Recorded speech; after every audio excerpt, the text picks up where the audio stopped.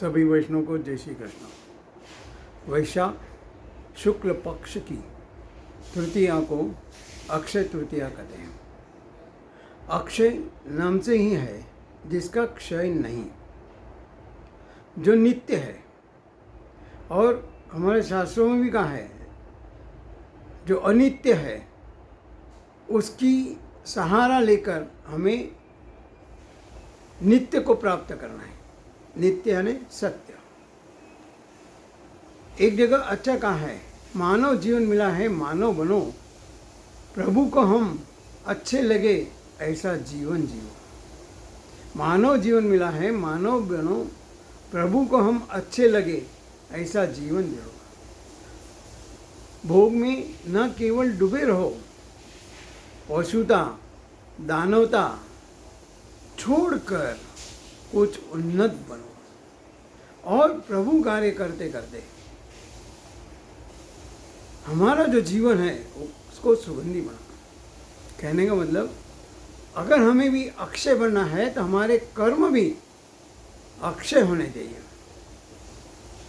कर्म ऐसे करो कि जो जिसका कभी नाश ना हो और वो हमारे साथ अच्छी तरह से हमें अच्छे मार्ग पर ले जाए, ऐसे सत्कर्म करना है। वैसे कहा गया है, हमें पता है इस दिन महाभारत के युद्ध की समाप्ति हुई थी, परशुराम का जन्म हुआ था। ब्रह्मा विष्णु ये तीन अवतार है, ब्रह्मा विष्णु महेश, और सरस्वती लक्ष्मी और पार्वती माता, ये तीनों विद्या धन और शक्ति के रूप में हमें पता है। भारत के तिरंगे का रंग भी 3 है। ऐसे सब 3 अंक जो है परिपूर्ण है। दत्त भगवान के माने 3 मुखी ब्रह्मा विष्णु महेश का अवतार है वो। तो हमें भी जो मानव जीवन मिला है उसे मानव तरीके से जीना है, तो हम कैसे जिएंगे कि उसके लिए भी कहा गया है कि सत्व रजतम, हमारा स्वभाव जो है हमें सत्व रखना है, रज और तम से हमें दूर रहना है। वैसे हमारा जो आहार है सत्व रजतम, हमें सात्विक आहार जंक फूड को त्याग करना है। जो मेरे शरीर को मन को उपयोगी नहीं है उसकी तरफ देखना ही नहीं है। खाने की तो बात की बात है, तभी जाके हमारे जो शरीर को और मन को संतुलित रखता है वो कफ वित्त वायु, तभी नियंत्रण में रह सकते हैं। अक्षय तृतीया ये हमें संदेशा देता है कि हमें भी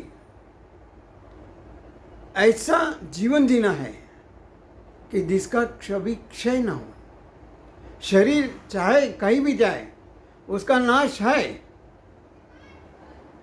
हमें पता है शरीर को त्याग करना है, लेकिन अंदर की जो शक्ति है वो इतनी सकारात्मक ऊर्जात्मक और उसको ऐसा विकसित करना है कि हमारे जाने के बाद भी हमारा नाम दुनिया में अमर रहे।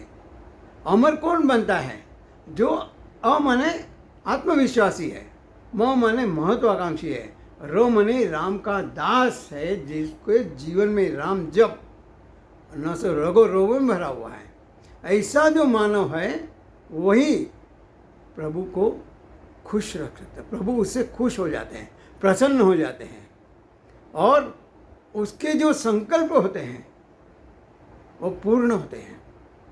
संकल्प सभी पूर्ण होते हैं अगर लेकिन सकारात्मक हो तो हमारा जीवन विकास होता है। और उसके पीछे हमारा स्वार्थ हो, हमारा कुछ उसके पीछे क्या बोलते हैं मतलब हो, तब उसका हमें कोई मतलब नहीं, उससे कोई हमें फ़ायदा नहीं होगा। तो अक्षय तृतीया कहने मतलब हमारे जीवन में भी हम ऐसा जीवन जिएंगे, हमारा जो है जो इंद्रिय है, ये इंद्रिय हमें बार बार कहता हूँ चरण जो पैर है उसको चरण कमल बनाए, हाथ है हस्त कमल बनाए, हृदय है हृदय कमल बनाना है, नेत्र है नेत्र कमल बनाना है, मुख है मुख कमल बनाना है। ऐसे जो हमारी इंद्रिय है उसको ऐसा विकसित करते करते और हमारा जो मन बुद्धि है प्रभु को समर्पित करना है। और ये जो छोटा अहम है जो हमारे विनाश की ओर ले जाता है उसको त्यागना है और हमेशा हमें भगवान के चरण में रहना है। जिसने भगवान की शरण ली उसको कोई कुछ नहीं बिगाड़ सकता है।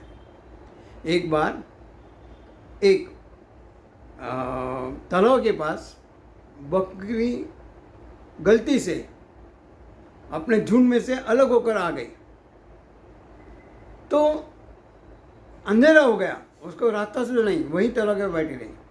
अभी उसको डर लग रहा था, लेकिन उसने देखा कि एक आगे थोड़ी देर पहले सिंह हो सकता है पानी पी गया, उसके पंजा था। तो जितने भी बाद में प्राणी वहाँ पे आए वो बोलता ये तो अच्छा शिकार है, इसको मैं खा जाऊँगा। तो जितने भी प्राणी आए वन बाय वन उसने वही कहा देखो भैया तुम्हारे पहले ये जो जंगल का राजा सिंह आके गया वो मेरे को यहाँ छोड़ के गया, अगर वो मेरे को यहाँ नहीं देखेगा तो आप अगर मुझको कुछ करेंगे तो वो आपको खा जाएगा, आपको बर्बाद कर देगा। उसने शरण ली खाली सिंह के चरण की। पूरी रात निकल गई, लेकिन सुबह में असली शेर आया।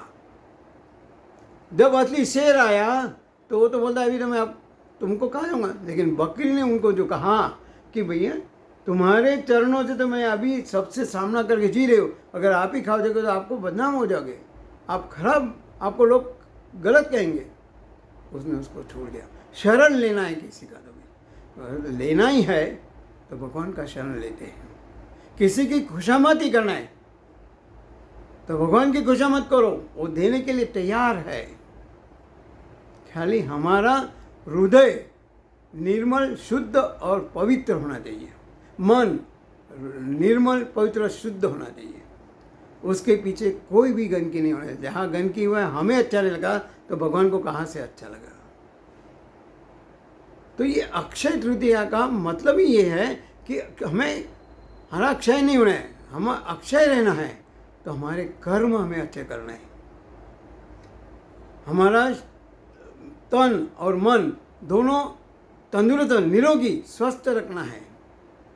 इसके पहले ही कहा है कि जिसका सोच अच्छी है उसका मन प्रभाव मन पर पड़ता है, मन का प्रभाव तन पर पड़ता है और मन और तन का प्रभाव पूरे शरीर पर, मन पूरे जीवन पर पड़ता है। जीवन उसका वैसे बनता है। तो क्यों ना हम एजुकेटेड है, क्वालिफाइड है, हम समझते हैं, सिर्फ थोड़ा हमें रास्ता बदलना है।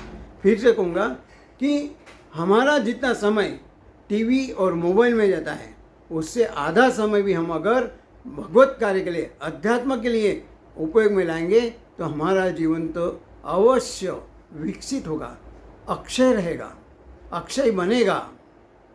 हमारा जीवन, शरीर चाहे नाशवंत हो, वो चला जाए बात अलग है, लेकिन हमारा जो आत्मा का है वो अमर रहेगा, लोगों के दिलों में घर बना लेगा। सिर्फ हमें थोड़ा सा प्रयत्न करना चाहिए। और यही अक्षय तृतीया का जो संदेश है कि मैं भी हमारे जो इंद्रिय है भगवान के चरण में मन बुद्धि उसके काम में लगाऊंगा और जो मानव जीवन बना है सच्चा मानव बनने का कोशिश करेंगे और प्रभु को प्रसन्न करने के लिए हम प्रामाणिक प्रयत्न करेंगे। भगवान हमें शक्ति दे, भक्ति दे। इसी शुभकामनाओं के साथ, प्रार्थना के साथ सभी वैष्णव को अक्षय तृतीया की अनेक अनेक शुभकामनाएं। जय श्री कृष्ण।